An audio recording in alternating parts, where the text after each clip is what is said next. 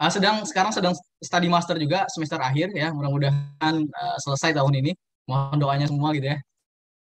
Baik, izinkan saya untuk menerangkan materi pada hari ini ya. Yang pertama saya baca dulu CV-nya gitu ya. Ini luar biasa panjang sekali ya. CV-nya yang pertama, pemateri yang pertama nanti ada Mbak Balkis Istiqomah, Gus Bella. Kemudian nanti setelah Mbak Balkis sampaikan 25 menit, baru nanti disambung oleh Mbak Jasmine Ariesta, sama juga waktunya Mbak 25 menit. Ya Mbak Gus Bella ini dia dari Politeknik ya, Politeknik Kesehatan juga di Semarang ya, S1-nya mungkin Mbak ya. Kemudian S2-nya sekarang dia di TP Medical University, majornya ya, School of Health Care Administration, di master student pada saat ini. Kemudian banyak sekali nih mereka beliau ada research experience-nya, kemudian ada internship experience-nya juga, work experience-nya ya. Mungkin nanti Mbaknya lebih membenarkan dirinya lebih dalam begitu kepada teman-teman semua. Saya secara singkat saja ya. Sekarang beliau study master di TMU ya, TP Medical University. Itu untuk yang pemateri yang pertama. Kemudian pemateri yang kedua ada Mbak Jasmine juga yang tidak jauh luar biasa juga gitu ya. Nama lengkap beliau Jasmine Ariesta Dwi Pratiwi ya, alumni dari Trisakti untuk bachelor's of untuk S1-nya ya, medisi from the Faculty of Medicine juga. Kemudian lanjut di National Yang Ming Chiao Tung University ya di Taiwan. Sama Master of Science juga di International Health. Saat ini beliau kalau Mbak Balkis tadi beasiswa MOE, Ministry of Education ya. Itu mahasiswa yang bergensi itu di Taiwan ya. Kemudian juga ada nggak kalah juga gitu, beasiswa yang luar biasa juga untuk Mbak Jasmine Taiwan ICDF ya, Scholarship 2021 awardee. Nanti mungkin untuk teknis dan sebagainya untuk mendapatkan beasiswa MUE ini sama beasiswa ICDF ini penting ini untuk nanti teman-teman ketahui gitu ya. Baik, mungkin untuk langsung saja gitu untuk materi pertama 25 menit Mbak untuk penyampaian mungkin pengalaman dan sebagainya. Kemudian yang paling kita poinnya adalah bagaimana untuk mendapatkan sharing beasiswa MUE itu sendiri untuk materi pertama selama 20 menit. Kepada Mbak Balkis, waktu dan tempat saya persilakan seluas-luasnya Mbak. Baik, terima kasih Mas Rispandi. Assalamualaikum warahmatullahi wabarakatuh. Waalaikumsalam warahmatullahi wabarakatuh. Waalaikumsalam. Baik, langsung kita mulai saja ya teman-teman. Seperti yang sudah dijelaskan tadi oleh Mas Rispandi, langsung kita mulai saja untuk mempersingkat waktu. Ya, di sini saya akan sharing mengenai apa sih itu MOE Taiwan Scholarship. Ya. Oke, bisa kita lihat bersama. Saya mengambil topik A Glimpse of MOE Taiwan Scholarship and How to Get It. Ya, berikut outline yang akan kita sharing bersama. Apa itu MOE Taiwan Scholarship, kemudian benefit apa saja yang akan didapatkan, kemudian siapa saja kandidat yang eligible, dan bagaimana cara apply-nya, kenapa kita pilih Taiwan, dan sharing mengenai experience saya.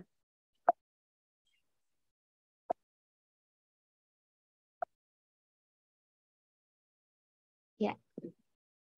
Nah, MOE Taiwan Scholarship ini merupakan program beasiswa yang ditawarkan oleh pemerintah Taiwan melalui Kementerian Pendidikan dan setiap tahunnya diberikan kepada pelamar internasional, termasuk Indonesia. Nah, MOE Taiwan Scholarship ini dapat digunakan untuk pelamar yang ingin melanjutkan studi baik S1, S2, maupun S3.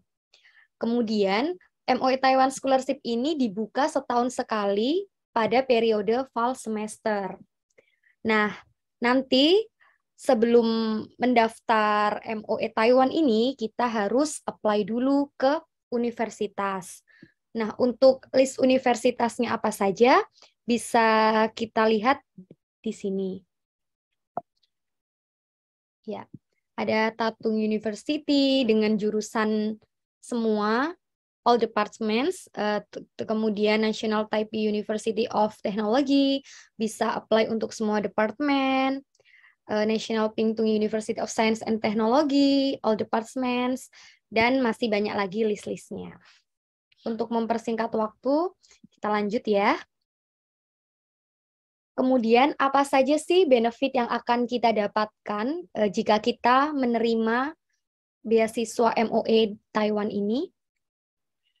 Nah, bagi penerima beasiswa MOE Taiwan akan mendapatkan tuition fee sebesar 40.000 Taiwan dollar atau setara dengan 20 juta rupiah. Nantinya tuition fee ini diberikan langsung oleh Kementerian Pendidikan Taiwan ke universitas. Nah, 40.000 Taiwan dolar ini termasuk dengan biaya credit fee.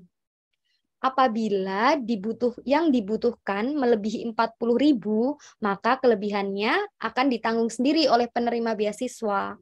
Namun tidak perlu khawatir karena kebijakan setiap kampus itu berbeda-beda. Ada yang membayarkan sisanya. Jadi misal, kebetulan nih contohnya di kampus saya, tuition fee itu 53.500 kalau nggak salah. Iya. Kemudian MOE Taiwan hanya memberikan 40.000. Nah, karena kampus saya sendiri, TMU, masuk dalam list universitas yang bekerja sama dengan MOE, jadi sisanya ditanggung oleh TMU. Kebetulan ada teman lain sesama awardee MOE diterima di kampus lain dan kampusnya tidak ada di list yang bekerja sama dengan MOE Taiwan. Jadi beliau membayarkan sendiri uang sisa semesteran gitu. Kemudian untuk monthly living stipend-nya ini berbeda. Untuk penerima MOE Taiwan S1 mendapatkan 15.000 New Taiwan dollar atau setara dengan 7.500.000. Kemudian untuk postgraduate student, baik master maupun PhD mendapatkan 20.000 Taiwan dollar atau setara dengan 10 juta rupiah. Nah, perlu digarisbawahi, monthly living stipend ini udah mencakup semuanya. Karena ada beberapa beasiswa yang monthly stipend sendiri dan living cost sendiri. Tapi untuk MOE ini, buat living cost, buat biaya hidup sehari-hari juga, itu sudah termasuk semuanya. Begitu ya. Kemudian untuk MOE Taiwan ini hanya diberikan dengan ketentuan untuk penerima beasiswa S1 berlaku 4 tahun beasiswanya. Untuk master 2 tahun, dan untuk doctorate degree 4 tahun. Nah, siapa saja sih kandidat yang eligible? Pelamar internasional termasuk Indonesia dan tidak memegang kewarganegaraan Tiongkok atau Taiwan. Untuk pelamar program S1 harus menyelesaikan pendidikan SMA atau sederajat. Dan untuk program pascasarjana, pelamar telah menyelesaikan jenjang studi S1 maupun S2. Kemudian memiliki catatan akademis yang bagus, memiliki karakter moral yang baik, dan juga pendaftar beasiswa wajib untuk melakukan pendaftaran secara mandiri terlebih dahulu ke universitas yang dituju di Taiwan. Ini yang perlu digarisbawahi ya teman-teman, karena skema beasiswa itu yang setahu saya ada 3. Yaitu yang pertama, kita wajib mendaftar dulu ke universitas, kemudian mendaftar beasiswanya. Atau yang kedua, mendaftar beasiswanya dahulu, jika sudah diterima baru kita bisa apply kampus. Ini seperti beasiswa AAS, kemudian ada yang berjalan bersamaan, mendaftar beasiswa juga bersamaan mendaftar universitas, seperti itu ya. Dan kebetulan untuk MOE Taiwan Scholarship ini mendaftar terlebih dahulu, setelah ada bukti pendaftaran, baru kita mendaftar MOE Taiwan. Atau alangkah lebih baiknya jika kita sudah mendapatkan LOE dari kampus, akan menjadi poin plus untuk kita mendaftar MOE Taiwan Scholarship ini. Kemudian kandidat yang tidak eligible yaitu mempunyai status overseas Chinese student atau warga negara Taiwan. Kemudian sudah terdaftar atau sedang belajar di Universitas Taiwan dan sudah diterima di tahun sebelumnya, kecuali jika ingin mendaftar untuk jenjang pendidikan berikutnya. Kemudian pernah belajar di Taiwan pada tingkatan jenjang yang sama. Kemudian ada pernah membatalkan atau dibatalkan dalam program MOE Taiwan Scholarship atau pernah membatalkan dan dibatalkan program HES Scholarship. Kemudian saat belajar di Taiwan di periode yang sama, peserta mendapatkan beasiswa lainnya dari pemerintah Taiwan atau beasiswa dari universitas. Seperti itu. Bagaimana sih cara mendaftar MOE Taiwan ini? Hal-hal yang perlu kita persiapkan sebelum mendaftar yang paling penting adalah dokumen. Nah, ini kelihatannya agak simpel ya, padahal ini gitu loh, greget sekali kalau mempersiapkan buat mendaftar scholarship itu ya, apalagi kita harus mempersiapkan esai, motivation letter yang wah harus benar-benar ekstra banget. Nah, untuk dokumen yang diperlukan buat MOE ini ada formulir pendaftaran beasiswa ya. Jadi sebelumnya kita harus apply dulu, mengisi Google Form, nanti akan disediakan oleh perwakilan pemerintah Taiwan yang ada di Indonesia. Kemudian juga fotokopi paspor dan kartu keluarga, fotokopi ijazah dan transkrip nilai pendidikan terakhir yang sudah terbit. Dan ini perlu digarisbawahi. Jika ijazah transkrip ini belum dalam bahasa Mandarin atau Inggris, misalnya masih dalam bahasa Indonesia, kita wajib buat menerjemahkan dulu di penerjemah tersumpah. Setelah itu baru kita legalisir sampai ke TETO atau perwakilan pemerintah Taiwan yang ada di Indonesia. Namun jika ijazah dan transkripnya sudah bilingual, ada bahasa Inggris dan bahasa Indonesia, tidak masalah, bisa langsung dipakai. Kemudian, fotokopi dan scan bukti pendaftaran universitas yang menunjukkan bahwa peserta telah mendaftarkan ke universitas di Taiwan untuk fall semester tahun 2023. Karena untuk yang 2022, ini kan sudah 2022. Nah, kemudian MO itu biasanya waktunya itu kisaran bulan Maret. Nah, jadi nanti kita Maret ini mau mendaftar, kita harus udah apply buat yang di periode fall semester 2023. Seperti itu. Kemudian ini hal yang paling penting saat mendaftar beasiswa. Studi plan MOE Taiwan. Apa yang membuat Anda layak menerima beasiswa MOE Taiwan ini? Harus dipersiapkan dari jauh-jauh hari. Kita harus melakukan riset sedalam-dalamnya, jurusan apa yang kita mau ambil, kemudian kampus mana yang akan kita tuju, harus benar-benar dipersiapkan. Kemudian ada lagi surat rekomendasi yang sudah ditandatangani langsung oleh pemberi rekomendasi dan tersegel rapat dalam amplop. Nah, surat rekomendasi dalam bentuk email atau fotokopi tidak berlaku. Jadi bersifat rahasia. Kemudian, fotokopi sertifikat kemampuan bahasa.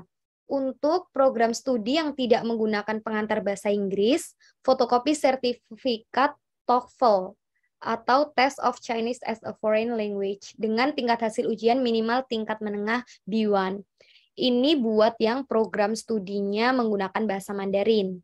Nah, untuk program studi yang menggunakan pengantar bahasa Inggris bisa melampirkan fotokopi sertifikat resmi bahasa Inggris seperti TOEFL, IELTS, TOEIC yang diakui oleh internasional. Kemudian bagaimana alur pendaftarannya? Jadi yang pertama, pelamar mendaftar beasiswa MOE Taiwan dengan mengisi formulir pada link yang diberikan oleh perwakilan pemerintah Taiwan yang ada di Indonesia. Nah, setiap tahunnya akan ada update informasinya.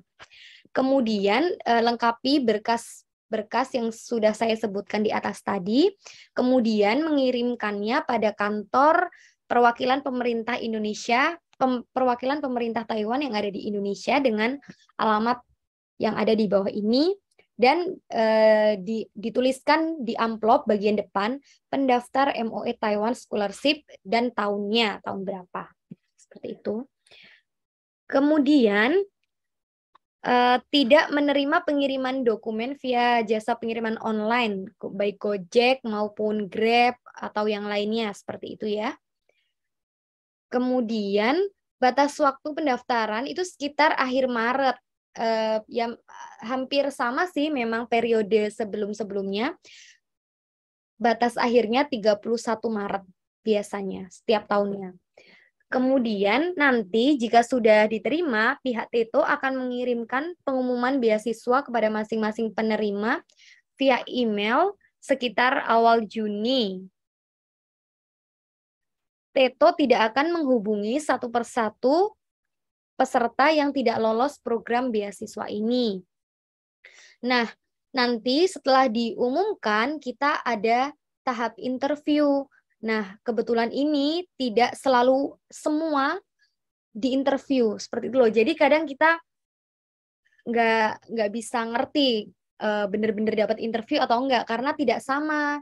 Ada yang dapat interview, ada yang tidak, seperti itu. Mungkin juga yang pertama dilihatnya dari studi plan-nya ya, seperti itu. Kemudian nanti misal kita waiting list dari pihak TETO sendiri akan mengirimkan email. Nanti jika ada yang mengundurkan diri, kalian bisa naik statusnya dan bisa menjadi awardee MOE, tidak waiting list seperti itu. Namun jika yang ranking-ranking atasnya itu ada yang mengundurkan diri. Nah, kenapa sih kita pilih kuliah di Taiwan? Yang pertama yaitu negaranya sangat ramah ya dan Muslim friendly, walaupun negara di Asia Timur yang negara maju, tapi kalau untuk bagi orang Muslim itu sangat ramah. Kemudian ada relatif murah nih dibandingkan dengan Asia Timur lainnya untuk biaya hidupnya Taiwan. Dan teknologi di Taiwan ini sangatlah maju. Kemudian banyak tawaran-tawaran beasiswa dan sistem pelayanan kesehatan yang sangat advance. Nah, sekarang sharing berdasarkan pengalaman saya. Nah, hal-hal apa aja sih yang perlu dipersiapkan sebelum kita apply?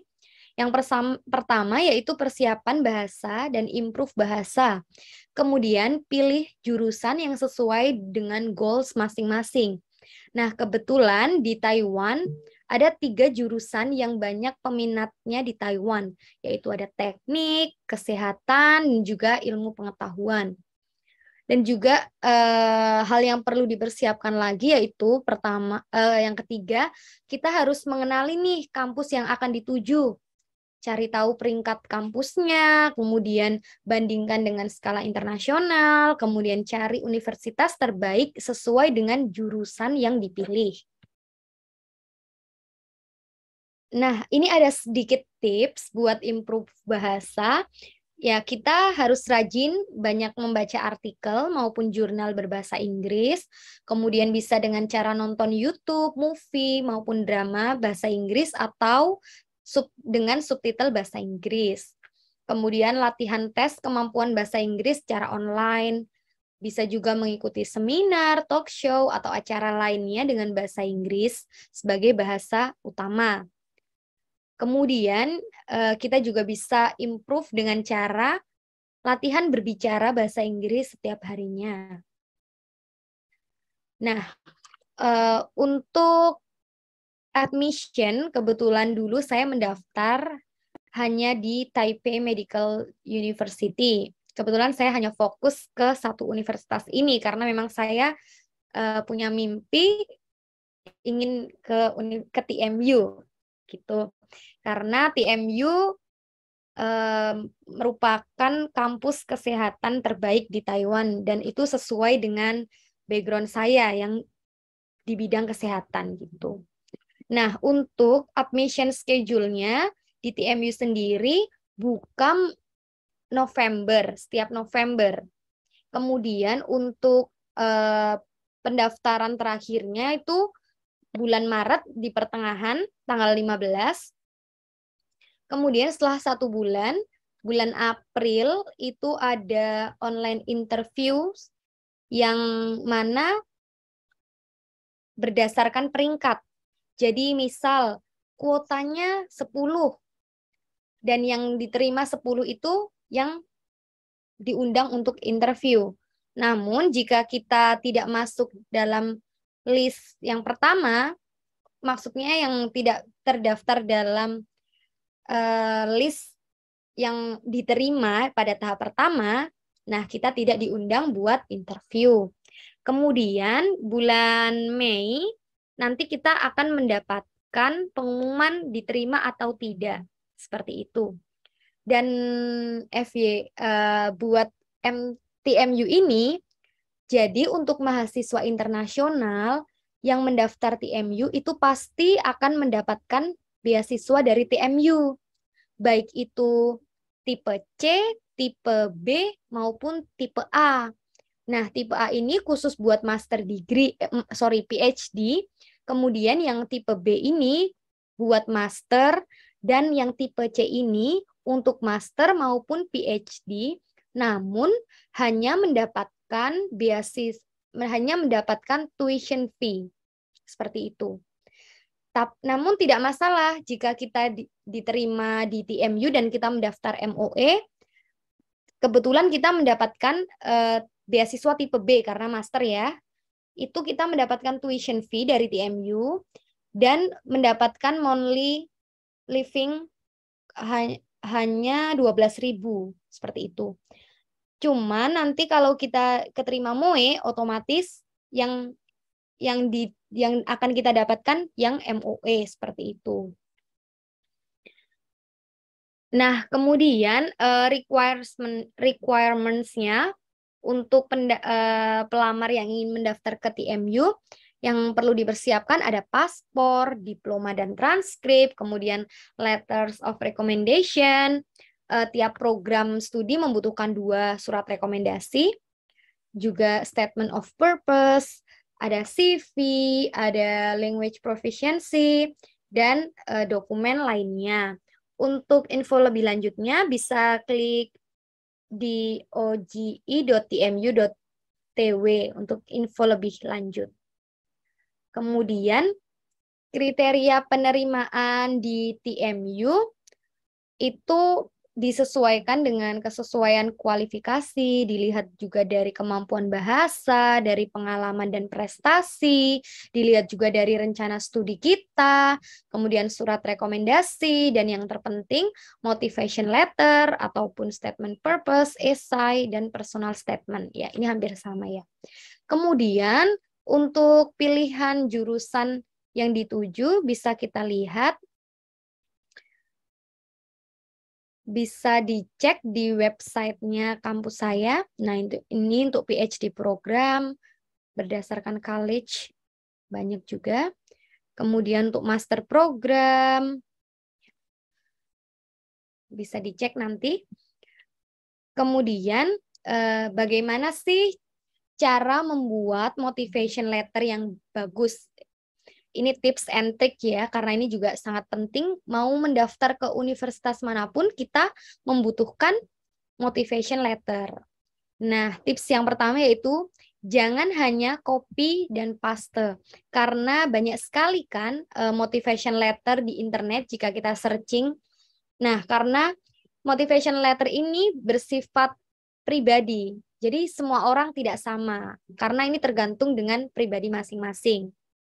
Nah, bagaimana sih buat yang bagus? Ini bisa dibilang ya kayak jual diri, tapi juga jangan jual dirinya berdasarkan omong kosong ya. Jadi bisa pakai data, terus kayak tidak lebay, be persuasif, habis itu harus inline, tegas, dan to the point. Kemudian be spesifik, jangan mengulang-ulang. Jadi kayak tegas dan jelas, seperti itu. Kemudian cek ulang, dibaca berkali-kali, karena buat motivation letter ini tidak cukup waktunya kalau hanya menghitung hari atau bahkan hitungan jam, sungguh tidak mungkin. Karena untuk motivation letter sendiri membutuhkan waktu yang berbulan-bulan ya, karena kita harus sharing ke orang-orang, cari kayak, ini gimana ya masukannya, kurang apa, lebih banyak sharing, lebih banyak masukan, kita bisa membenahi buat jadi lebih bagus, seperti itu. Kemudian, what should I write about? Nah, motivation letter beasiswa ini tidak sama ya dengan motivation letter university. Nah, apa aja sih yang dibutuhkan buat menulis motlet gitu ya? Ya, berdasarkan pengalaman saya, kayak saya menulisnya mulai dari opening, siapa kamu, terus aktivitas yang sedang dilakukan sekarang apa, kemudian mengapa pilih program ini, kontribusinya apa, dan future goals-nya itu apa buat kedepannya. Nah, ini saya ada sedikit contoh motivation letter yang saya tidak bilang bagus, tidak bilang baik, tapi ya alhamdulillah bisa lolos ya.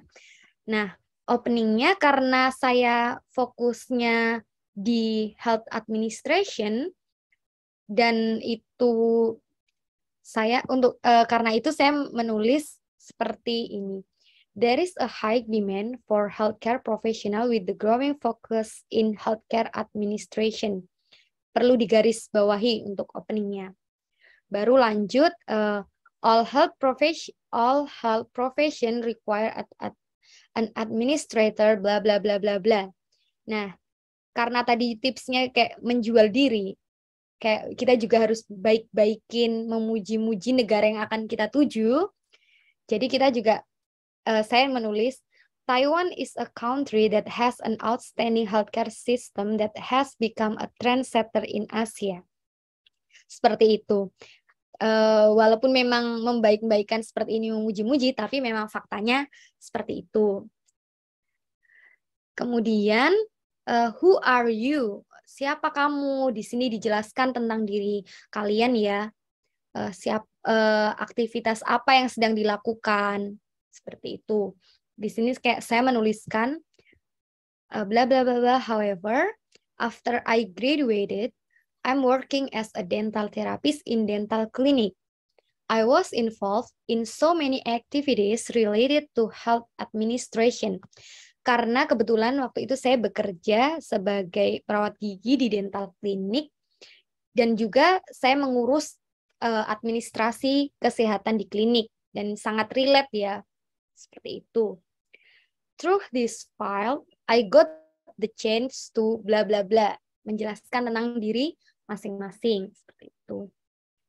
Kemudian, why this program? Nah, ini apa motivasi kalian buat daftar program ini? Seperti itu. Nah, motivasi saya mendaftar healthcare administration ini, ya karena memang yang saya lihat, sistem pelayanan kesehatan di Indonesia ini belum sempurna seperti itu. Nah, di sini saya menuliskan, therefore, it is very necessary to improve healthcare facility providers quality from administrative and medical service. Dan dikaitkan juga dengan pengalaman gitu. I was very concerned when I discovered that patients have to wait a long time to get medical service because of bureaucratic matters. Seperti itu. Nah, lanjut lagi dikaitkan buat masa depan. Kayak apa sih yang membuat kalian tertarik, dan kenapa Taiwan, kenapa kampus yang Anda pilih, seperti itu. Di sini saya menuliskan, Taipei Medical University is the best medical university in Indonesia. In Taiwan, sorry. I am interested in continuing my studies by taking a master degree in healthcare administration, bla bla bla. Lanjut, seperti itu. Kemudian, kontribusi apa yang akan kalian lakukan jika kalian diterima, terus kemudian balik ke Indonesia? Apa sih yang ingin kalian benahi? Kok kalian tuh ambil master atau PhD di Taiwan, seperti itu. Nah, karena saya ketertarikannya di kebijakan kesehatan, jadi saya menyebutkan I am interested in the field of health policy to fix the imperfect the health policy in Indonesia.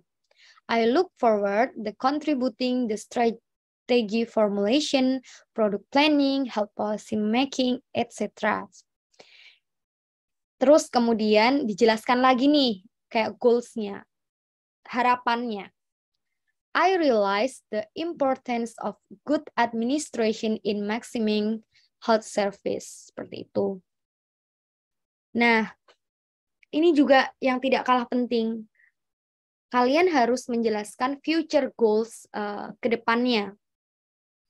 Jika telah lulus, mau ngapain, apa yang akan dilakukan setelah menyelesaikan master degree. Di sini saya menuliskan, setelah menyelesaikan master degree, I plan on returning to Indonesia to provide my expertise in the health ministry, especially in the health policy department. Kemudian, apa sih kontribusi kalian dan future goals yang memberikan impact pada kampus universitas yang dituju? Tuh. Di sini saya menyebutkan, as a graduate of TMU, I will be equipped to work with professionals in my field to contribute the improvement of the healthcare system in Indonesia. Seperti itu. Baik teman-teman, semoga ini bermanfaat buat semuanya. Sekian sharing dari saya. Apabila ada pertanyaan boleh, mungkin nanti di akhir ya. Mas Rizpandi. Ya, Mbak. Thank you. Tepat on time ya. Nice. Pas 25 menit ya.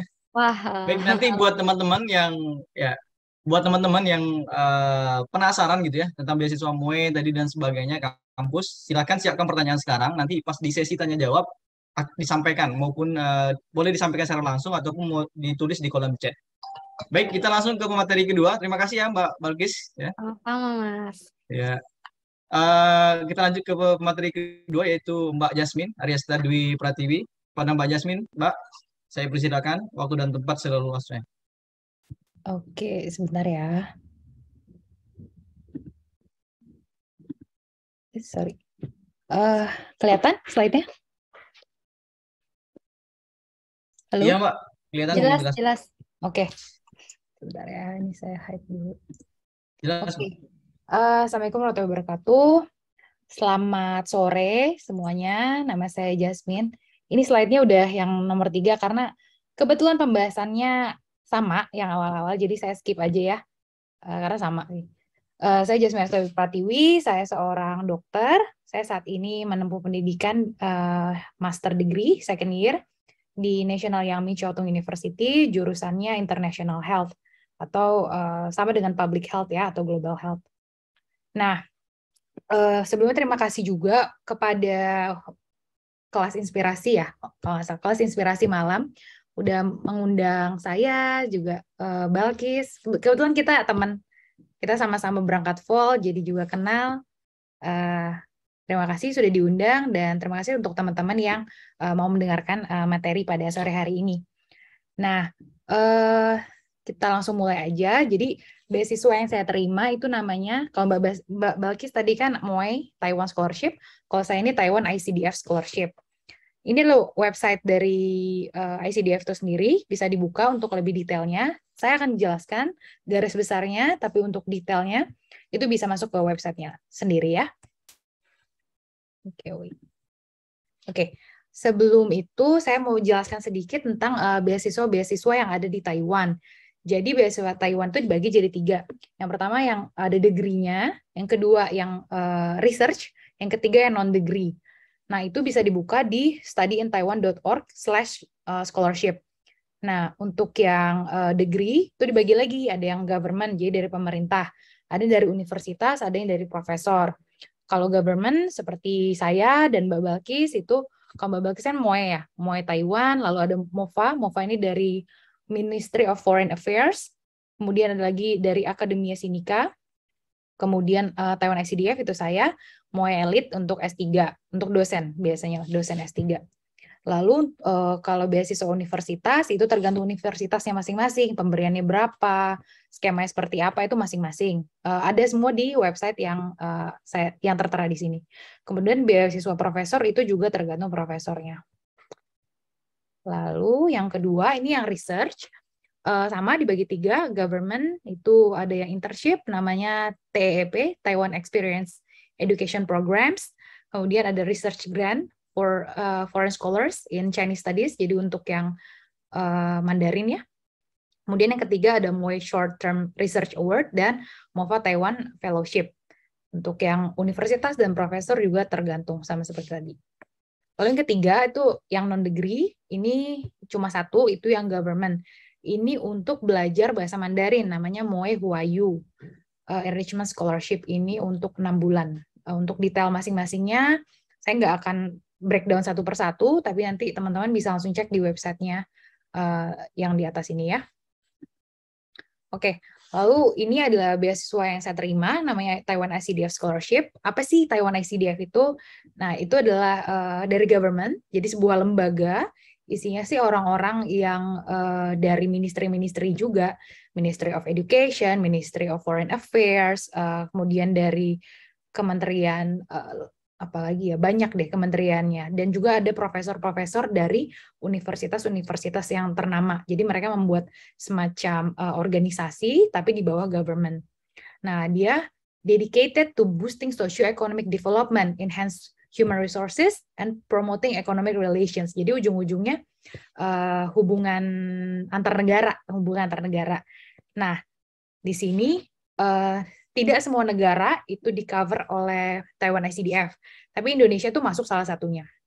Jadi biasanya sih negara-negara berkembang. Kemudian dia tidak hanya cover scholarship ya, di sini dia juga ada lending and investment, technical cooperation, humanitarian assistance, and international education and training. Nah itu untuk scholarship dia di bawah international education and training. Kemudian ya, jurusannya juga mungkin yang saya tahu ya, mungkin nanti bisa dikoreksi ya Mbak Balkis ya. Kalau MOE itu jurusannya bebas ya, jurusannya bebas. Nah, tapi kalau di Taiwan ICDF ini sudah ditentukan kampusnya apa aja, jurusannya apa aja gitu. Itu ada semua di websitenya. Nanti boleh kita buka biar kelihatan seperti apa sih websitenya. Jadi jurusan yang di cover tuh cuma agrikultur, nggak cuma ya, banyak sebenarnya, tapi hanya beberapa ini aja. Agriculture, ya, public health seperti saya, medicine, education, information and communications technology, environment and small and medium enterprises, biasanya MBA gitu. Gitu ya. Oke, yang di cover apa aja? Berbeda dengan MOE, mungkin Taiwan ICDF ini sudah ngeplot, jadi nggak dikasih uang mentahan gitu ya. Tinggal ngatur sendiri. Sebenarnya ya itu masing-masing sih. Mungkin ada yang lebih suka dikasih uang mentahan, ada juga yang dikasih seperti saya gitu, sudah diurus semua. Jadi pesawatnya sudah diurus, sudah dapat pesawat pulang pergi, sudah dapat asrama, housing, itu tergantung. Dapat kamarnya bisa yang berdua atau yang sendiri, tergantung lokasi ya. Kalau saya kan di Taipei, jadi mahal, jadi dapatnya yang berdua kamarnya. Kemudian tuition fee itu di cover, credit fee itu uang SKS di cover, insurance, asuransi di cover, textbook cost, uang buku itu juga di cover sebesar 15.000 NTD atau sekitar 7,5 juta rupiah per semester, dan allowance juga di cover. Allowance-nya itu untuk S1, oh ya sebagai informasi, Taiwan ICDF ini mengcover semua, jadi S1, S2, S3, kecuali research. Kecuali research, allowance-nya untuk S1 itu 12.000 NTD, sekitar 6 juta. Lalu untuk S2 itu 15.000, sekitar 7,5 juta. Lalu S3 itu 17.000 NTD, sekitar 8,5 juta rupiah. Oke. Eligibility kriterianya, yang pertama paspor. Jadi yang saya perhatikan kalau di Taiwan tuh uniknya harus punya paspor dulu. Saya nggak tahu sih negara lain ya. Tapi saya tadi kan dengerin dari Mbak Balkis, ternyata ya sama-sama butuh paspor. Syaratnya mirip dengan MOE, paspor, punya ijazah, akademik transkrip, English Proficiency Certificate, bisa IELTS, bisa TOEFL. Lalu kalau misalnya kuliahnya dalam bahasa Mandarin, butuh TOCFL juga. Kemudian reference letter 2, lalu bukti bahwa sudah mendaftar ke kampus, atau lebih baik lagi ada LOA-nya, dan dokumen-dokumen lain, bisa CV atau sertifikat-sertifikat tambahan. Oke, ini ya tadi sih udah dijelasin ya, cuma takutnya ada yang nggak menyimak.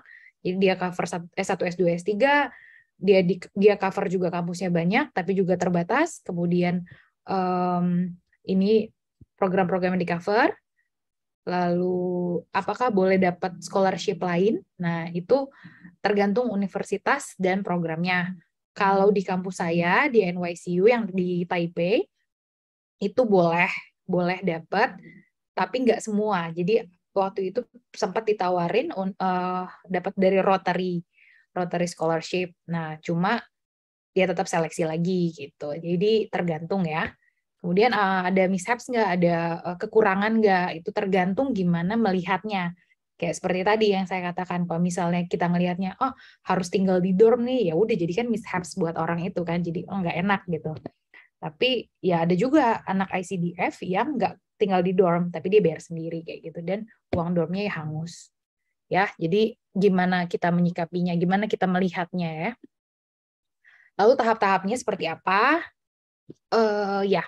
Yang pertama, persiapan IELTS, TOEFL, TOCFL jika programnya dalam bahasa Mandarin. Kemudian esai, reference letter, itu bisa sambil ya. Jadi kan mungkin IELTS atau TOEFL itu kan nggak langsung tes ya.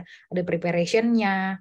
Nah, nanti saat preparation itu ya sambil nulis esai. Seperti tadi Balkis bilang kan, esai itu nggak langsung jadi gitu. Nggak bisa sejam, 2 jam, nggak bisa sehari 2 hari, bahkan berbulan-bulan. Ada yang teman saya setahun bikin esai gitu. Ya, seperti itu. Reference letter 2, lalu apply ke kampusnya. Apply ke kampusnya, nggak harus dapat LOA, tapi kalau ada ya nilai plus. Nanti setelah apply, buktinya atau LOA-nya itu dilampirkan saat apply ke ICDF. Apply ICDF ini online, kemudian setelah apply online, ada yang di print gitu, ada form-form yang di print, dan misalnya fotokopi ijazah dan lain-lain, IELTS dan lain-lain, itu dikirim ke TETO. Dikirim ke TETO. TETO ini seperti ke Dubes ya, seperti ke Dubes, cuma kan kalau Taiwan ini punyanya TETO yang di Indonesia. TETO ini Trade and Economic Office ya, kalau nggak salah. Nah, setelah itu tunggu aja, tunggu. Jadi penutupannya untuk ICDF itu 15 Maret untuk keberangkatan fall. Jadi dia hanya buka fall. Fall itu sekitar September masuknya. Tinggal menunggu, wait and pray. Terus udah deh pengumuman. Biasanya pengumuman tuh kampusnya dulu. Selamat kamu diterima. Terus nggak langsung, biasanya Juni lah. Juni dia baru pengumuman ICDF-nya. Pengumuman ICDF, terus udah lalu kita prepare dokumen. Dokumen ini untuk apa? Seperti yang tadi sudah dikatakan, dokumen-dokumen untuk berangkat. Nah, jadi kalau waktu saya itu apply, saya belum dilegalisasi ijazah saya. Kebetulan ijazah dan transkrip saya itu sudah dalam 2 bahasa bilingual. Jadi saya nggak perlu translate. Tapi buat teman-teman yang cuma bahasa Indonesia harus translate dulu, harus legalisasi dulu gitu. Nah, kalau sudah bilingual tinggal legalisasi. Legalisasi juga memakan waktu, nggak bisa langsung jadi. Jadi di drop dulu, mungkin minggu depan baru diambil. Legalisasi, setelah itu MCU. MCU itu juga ya sambil prepare yang lain. Nah, untuk legalisasi dan MCU itu tidak di-cover oleh ICDF, jadi siapkan dana lebih khusus untuk itu. Setelah itu apply visa.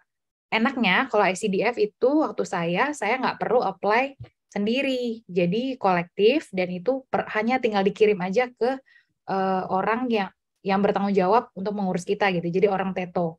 Jadi lewat jalur belakang lah istilahnya. Dan itu legal gitu, memang seperti itu prosesnya. Jadi kita benar-benar difasilitasi, benar-benar jadi raja lah. Kemudian udah semua selesai, tinggal menunggu keberangkatan ke Taiwan dan berangkat. Oke. Ini resmi dari website Taiwan ICDF-nya. application procedures-nya. Jadi seperti saya sudah bilang tadi ya, aplikan dia apply ke kampus, juga apply ke ICDF. Nanti mereka seleksi lah ya, mereka seleksi, kemudian Juni itu keluar hasilnya. Juni atau Juli ya. Dan deadline-nya 15 Maret. Ini yang terbaru 2022 kemarin. Oke, sedikit tentang kampus saya, NYCU. Dia ini, jadi kan harus daftar dulu ya ke kampus.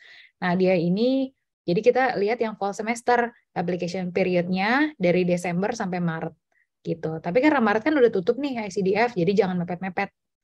Ya, lalu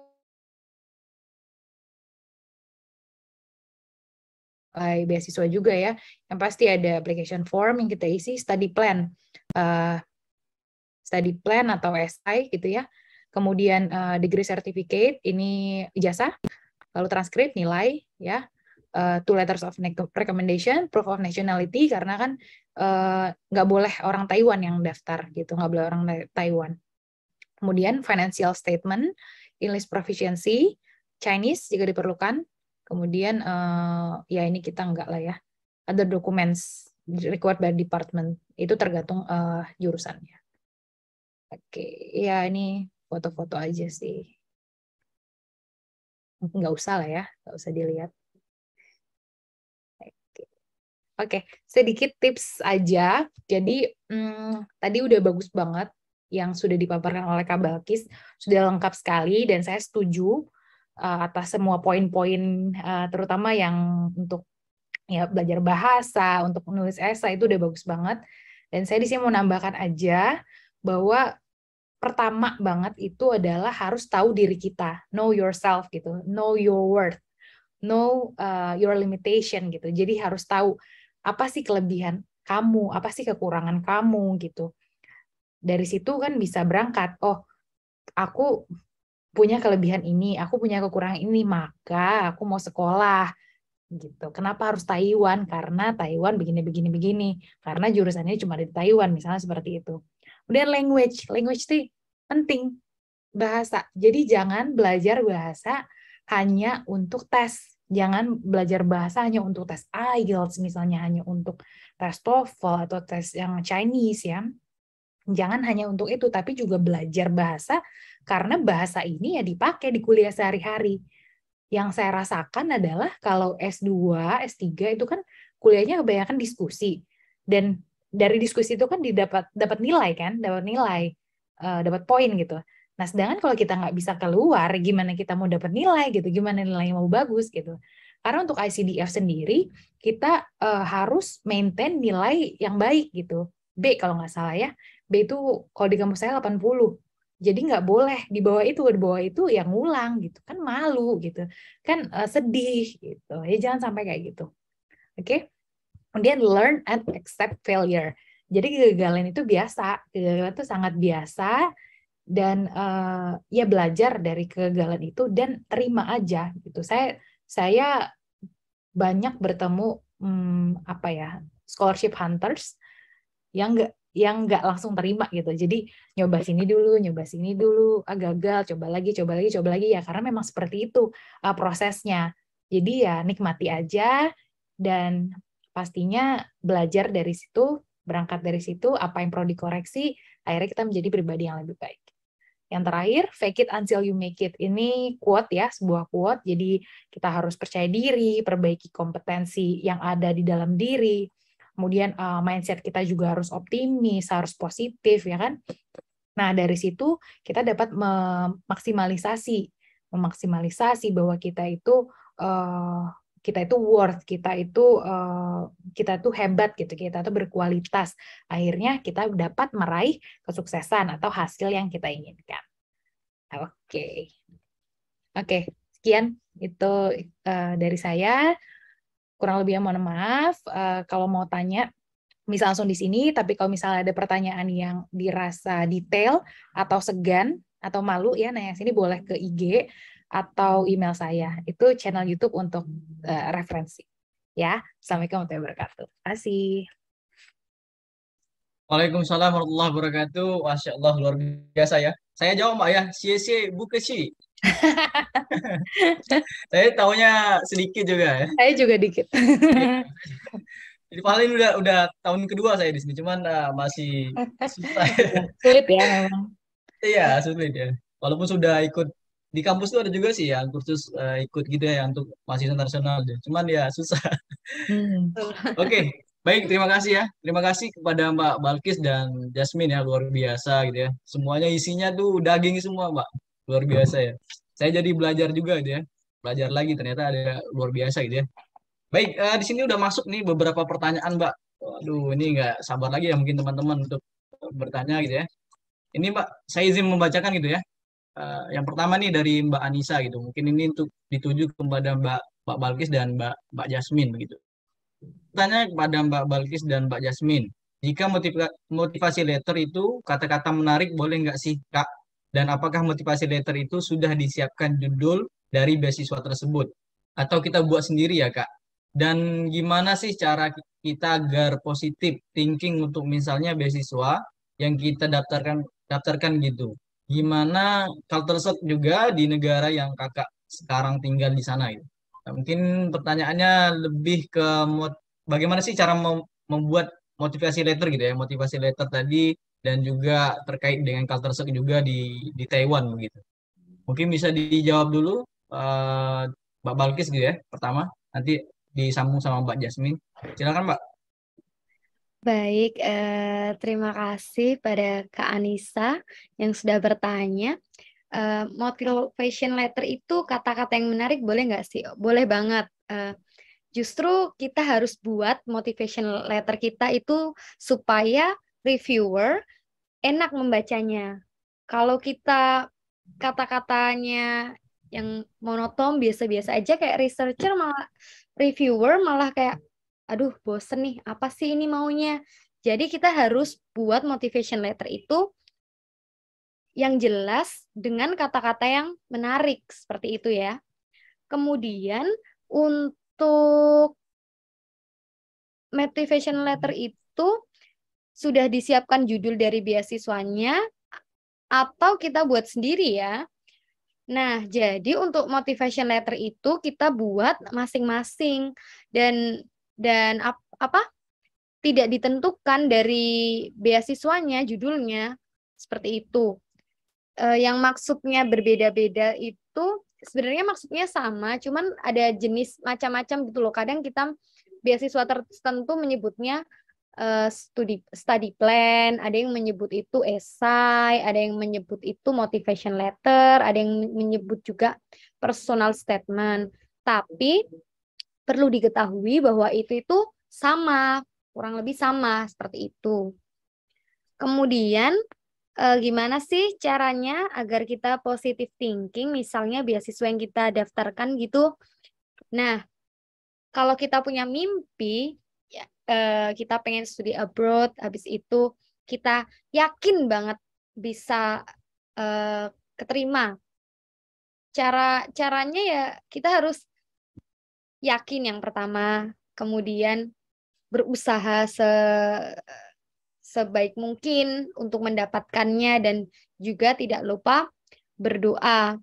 Nah, agar kita tidak pesimis, kita belajar. Kemudian misal tidak lolos, kita tidak usah kecewa, kita tidak usah berkecil hati. Jika kita udah ada niatan, yakin aja, pasti bisa. Entah itu kapan, itu udah sesuai dengan rezeki masing-masing. Lebih baik kita gagal pernah mencoba daripada kita gagal tidak pernah mencoba. Seperti itu ya Kak Anissa. Kemudian gimana culture shock di negara yang sekarang kakak tinggal? Kalau untuk culture shock itu nggak begitu signifikan ya karena masih sesama Asia. Yang bikin culture shock itu mungkin pas di awal-awal ya karena kan kalau mau beli makanan atau kita mau beli sesuatu gitu tulisannya pakai bahasa Mandarin ya jadi kayak aduh apa sih terus kayak sedikit-sedikit pasti kita butuh translate gini. Tapi kebetulan saya tinggalnya itu di Taipei di ibu kota Taiwan jadi tidak terlalu merasakan yang benar-benar berbeda karena juga banyak orang-orang di sini yang bisa bahasa Inggris seperti itu. Mungkin Kak Jasmine mau menambahkan? Iya, sedikit sih nambahin. Justru motivation letter tuh harus menarik ya. Yep. Iya, saya setuju gitu. Justru harus ada hook-nya, jadi ada key point-nya gitu. Dari situ core-nya, dari intinya, dan dari situ baru bikin yang luar-luarnya. Baru dikembangkan lagi sedikit-sedikit dari tengah lalu keluar gitu ya. Ibaratnya lingkaran gitu, seperti itu.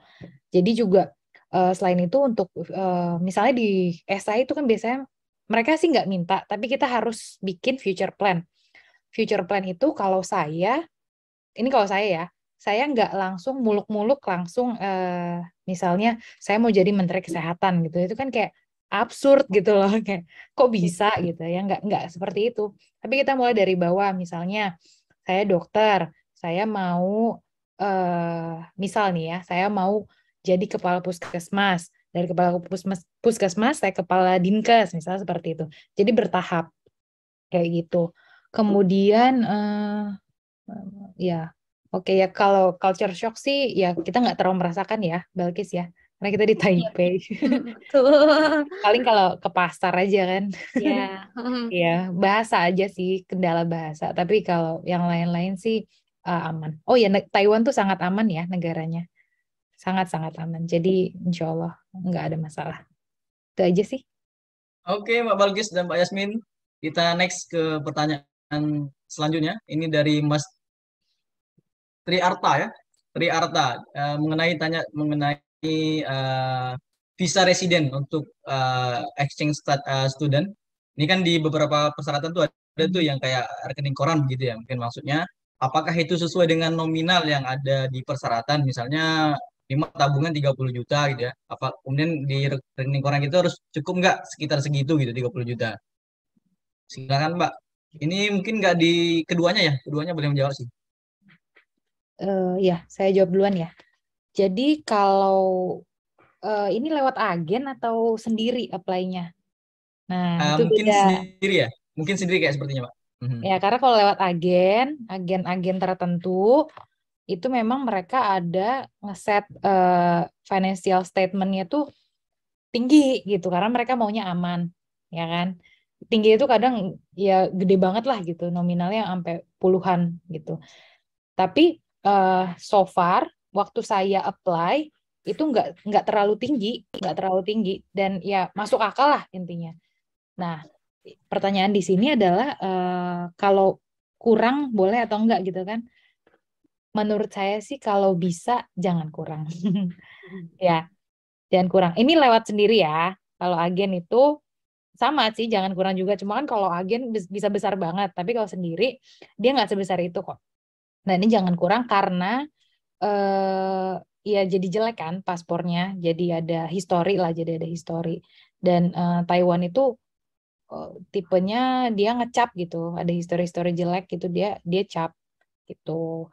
Lalu ngecapnya bukan cap literally ya, tapi dalam artian tercatat lah di sistem. Lalu apa lagi? Ya jangan kurang. Oh, proses berapa lama ya? Ya. Kalau saya kurang tahu kalau lewat depan, lewat loket gitu ya, karena saya kan lewat belakang, lewat staff teto. Karena kolektif, kalau ICDF itu cepat sih, cuma semingguan, 2 minggu lah paling lama. Ya. Nah, kalau lewat depan mungkin Mbak Balkis bisa tambahin.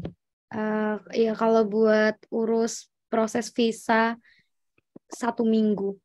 Terhitung di hari kerja. Ya, kebetulan waktu tahun lalu saya ngurus sendiri. Kemudian teman-teman yang baru berangkat tahun ini, yang baru pada sampai, teman-teman kampus saya juga kurang lebih seminggu. Nah, waktu di awal itu malah prosesnya hanya 3 hari. Jadi ini sebenarnya cepet-cepetan sih, cepet ambil peluang, ya kita cepet jadinya seperti itu. Kalau waktu akhir-akhiran baru ngurus dan mau berangkat, itu pasti kan banyak kan orang yang daftar, jadi harus antri. Gitu. Jadi kalau bisa lebih awal, why not? Oke, Mbak, nice. Kita lanjut ke ini semakin menarik ya pertanyaan. Ini semakin ke detail ya mengenai beasiswa. Memang tujuan kita pada sore ini untuk bagaimana dapat beasiswa ya. terutama Ministry of Education, MOE, sama ICDF. Ini Mbak, kemudian dari Mas Dodi, Dodi Priandi.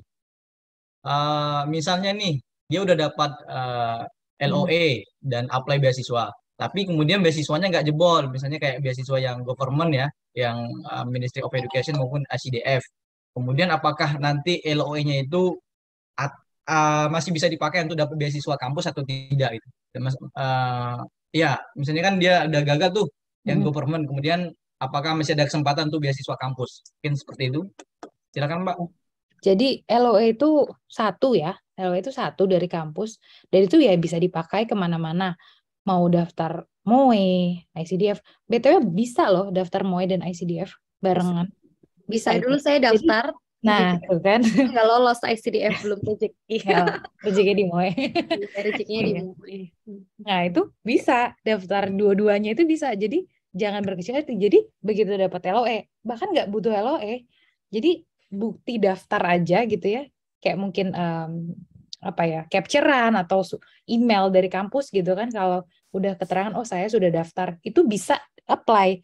Kenapa nggak apply? Apply jangan satu, apply langsung beasiswa kampus, apply langsung ICDF, langsung MOE gitu. Lalu ternyata udah kepalang tanggung, udah pakai biaya sendiri. Nah, udah datang nih ke Taiwan, itu tetap bisa ngajuin beasiswa lain, beasiswa yang kayak tadi saya sebutkan, Rotary dari organisasi ya, Rotary Foundation. Nah, itu ditawarkan oleh OIA-nya, Office of International Affairs.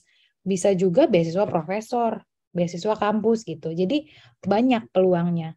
Tapi apakah harus gitu? Enggak harus. Jadi ya kalau emang ragu, kayaknya nggak dapet, atau udah nyoba kemana-mana nggak dapet, mau nyoba kampus lain aja deh, ya udah nggak apa-apa juga gitu.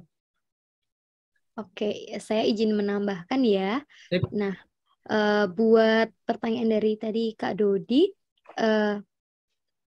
jika udah dapat LOA dan apply beasiswanya terus tidak keterima beasiswa, apakah harus tetap menjadi pertanggungjawaban untuk kuliah di universitas tersebut dengan biaya sendiri? Oh ya, ini sedikit tips. Ini makanya harus diperhatikan dulu. Kita harus lebih mengenal lebih dekat kampus yang akan kita tuju.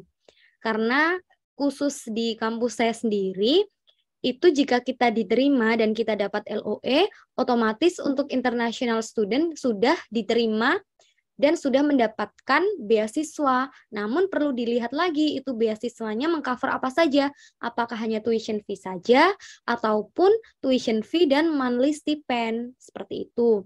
Jadi saran kita harus melihat pada kebijakan tiap kampus seperti itu. Dan juga misal kita nggak diterima dari beasiswa yang kita tuju, cuman kita memang dapat LOE kan, lebih baik kita kontak profesor, ajuin proposal. Ayo Prof, saya ada proposal ini, bisa buat riset bersama, gini-gini, kerja bareng profesor, intinya seperti itu. Cuman kalau rezeki profesor ACC juga, oh baik, boleh nanti kita kerjasama, kamu sambil kuliah, sambil riset bareng saya ya, nanti saya kasih kamu, misal per bulannya 10 juta, per bulannya 5 juta, itu tergantung dari profesor masing-masing. Saran dan tips, selagi dapat LOA, selagi ada kesempatan, coba. Kita nggak tahu rezeki kita dapatnya yang seperti apa, seperti itu. Oke Mbak, thank you. Ini tadi saya udah di-mention ini sebenarnya, karena saking banyaknya pertanyaan ya, tapi Pak Rektor tadi udah mention saya, ini pertanyaan terakhir. Ini satu lagi mungkin ya, saya request satu lagi nih, dari terakhir, dari jauh-jauh, mungkin ini dari Bengkulu ini. Mas Heru dari Bengkulu. Dia nanyain, kira-kira Mbak beasiswa MOE sama beasiswa ICDF itu cukup nggak sih buat kehidupan sehari-hari? Apalagi mungkin bawa-bawa keluarga gitu, misalnya keluarga kecil ya, anak, istri satu gitu ya, atau suami gitu. Silakan jawab Mbak. Ini pertanyaan terakhir Mbak. Oke, saya jawab dulu ya, mungkin Kak Jasmine izin. Kalau beasiswa MOE sendiri, alhamdulillah sangat cukup ya buat mengcover kehidupan sehari-hari. Apalagi saya termasuknya tinggal di Taipei yang begitu mahalnya dibanding dari kota-kota lain yang ada di Taiwan, dan itu cukup cukup sekali untuk mengcover kehidupan sehari-hari. Kemudian misal mau bawa keluarga, itu dari MOA Taiwan sendiri, setahu saya tidak mengcover. Hanya untuk awardee saja. Mungkin kalau ICDF kebijakannya seperti apa, bisa Kak Jasmine yang lebih paham. Iya, ICDF juga nggak cover untuk keluarga, dan kita tadi saya sudah jelaskan ya, tinggalnya harus di dorm, harus di asrama gitu. Jadi kalau mau keluar ya silakan, tapi bayar sendiri gitu kan. Stipendnya tadi untuk master 15.000, sekitar 7,5 juta rupiah. Itu sangat cukup karena yang kita keluarkan kan hanya untuk makan dan transportasi. Transportasi juga mau kemana sih gitu kan. Paling ya cuma naik MRT itu nggak mahal, naik sepeda apalagi murah banget. Cuma Iya. 5 NT, 10 NT kan. 5.000. 5.000 gitu, cuma 5.000 sampai maksimal 20.000 lah. Nah, gitu. Sepedanya rent ya di sana. Nah, jadi sangat-sangat terjangkau, sangat-sangat jika dibandingkan dengan Jepang, Korea ya jauh-jauh lebih murah. Jauh lebih murah, betul. Tapi jika dibandingkan dengan Thailand gitu ya lebih mahal, tapi sedikit lebih mahal. Contoh kalau misalnya kita makan itu kalau di Indonesia di kota saya ya itu mungkin 30.000, 40.000 lah gitu ya. Kalau di Taipei itu sekitar 75 sampai 100.000, itu udah enak banget udah sama minum gitu loh. Kalau makanan Indo tergolong murah kalau di sini ya. Iya, kayak gitu ya. Jadi cukup kok. Cuma memang nggak cover untuk kalau bawa family ya. Jadi harus ada extra money. Tapi extra money juga bisa dapat game kan bisa part time gitu. Jadi Taiwan ICDF itu bebas juga, mau part time silakan. Memang ada regulasinya. Kalau nggak salah 40 jam ya seminggu. 20 jam Kak, sorry. 20 jam. Ya, 20 jam maksimal Karena buat saya nggak part time, jadi saya kurang tahu. Part time Saya juga. part time, Pak. Part time, oh gitu ya. Iya Pak. Saya Part-time juga juga. part-timer ya. Oh gitu. part-time. Untuk mengisi beasiswa MOE juga masih ikut part time dah. Dia bosan itu, saya tahu. kegiatan summer Ya, kan, Ya, libur anaknya 3 bosenan. bulan. Kalau Kak Balkis tuh bosenan, jadi ini kegiatannya banyak. Lebih lincah kali, Lincah. nggak bisa diem. Ya, part-time tuh juga nggak mesti yang masak atau apa bersih-bersih gitu ya kan. Nah, Ya, kayak teman bisa saya sih. part-time menjadi PA. Boleh. PA assistant. Nah, itu bisa. Itu kalau misalnya mau keluarga butuh extra money ya jadi TA bisa. Jadi assistant profesor bisa, research assistant bisa. Jadi banyak opsinya. Kerja Sangat di kampus juga bisa. Iya bisa di OAE-nya ya kan gitu. Seperti itu. Jadi unlimited lah. Opportunity-nya sangat luas. Ya kalau orang bilang di Taiwan asal mau gerak aja bisa kok dapat duit. Tapi yang penting pertama juga harus kewajibannya ya sekolah dulu. Oke Mbak, terima kasih luar biasa gitu ya. Speaker kita pada sore hari ini luar biasa sekali. Dari Mbak Balkis dan Mbak Jasmine udah dikupas secara tuntas tadi yang MOE tadi, dan memang mungkin ada beberapa yang belum mungkin detail ya. Nanti bisa ditanyakan karena terkait waktu kita gitu ya. Jadi mungkin bisa untuk dikontak langsung kepada Mbak Balkis gitu ya untuk yang mau beasiswa MOE atau Mbak Jasmine untuk beasiswa ICDF. Silakan teman-teman, dan mohon maaf kepada nih Mas Ahmad Arifuddin ya. Untuk pertanyaannya Mas nanti bisa dikontak langsung kepada Mbak Jasmine-nya atau Mbak Balkis mengenai pertanyaan ini ya. Karena waktu ya kita dibatasi oleh waktu pada sore hari ini. Baik, mungkin terakhir ya, Mbak, masing-masing dari pemateri pada hari ini, silakan Mbak untuk closing statement-nya untuk teman-teman pemburu beasiswa ya, antar scholarship pada sore ini, mungkin bisa dikasihkan statement closing statement-nya pada sore hari ini. Siapa duluan? Boleh sekarang dari Mbak Jasmine duluan. Tadi udah Mbak Balkis ya. Oke. Iya, jadi jangan jangan melihatnya hanya lurus gitu ya. Jadi coba melihat sekeliling, coba lihat. Itu artinya gini, jadi jangan hanya terpatok pada satu. Saya mau kampus ini, saya mau beasiswa ini, udah gitu. Nggak bisa kayak gitu. Kita sebagai scholarship hunter itu harus banyak baca, rajin menggali informasi. Kemudian yang tadi tips saya, know your worth. Jadi tahu apa kelebihan dan kekurangan kita sehingga itu bisa menjadi motivasi dan bisa dituangkan gitu. Jadi dari situ kita berangkat, oh kita harus misalnya saya kurang apa, saya mau menambah ilmu di bagian apa gitu. Jadi kan linear gitu, linear dengan goal-nya. Nah, lalu jangan membatasi. Untuk Taiwan ini land of opportunity ya, sangat luas. Kayak tadi, peluang beasiswa nggak hanya satu. Government gagal, coba kampus. Kampus gagal, coba profesor. Gitu. Dan pastikan, kalau misal sudah dapat LOA, ini lagi saya ingatkan lagi, jadi komunikasikan dengan kampus. Ini bisa nggak LOA-nya sampai tahun depan? Ada kampus yang bisa setahun. Gitu. Jadi jangan putus asa dulu, terus semangat, dan pastinya berdoa ya, berdoa kepada Tuhan masing-masing yang Maha Kuasa. Dari situ aja. Terima kasih. Oke, Mbak. Terima kasih. Lanjut kepada Mbak Bal. Baik, saya singkat saja ya, Mas Archif, Mas Rispandi.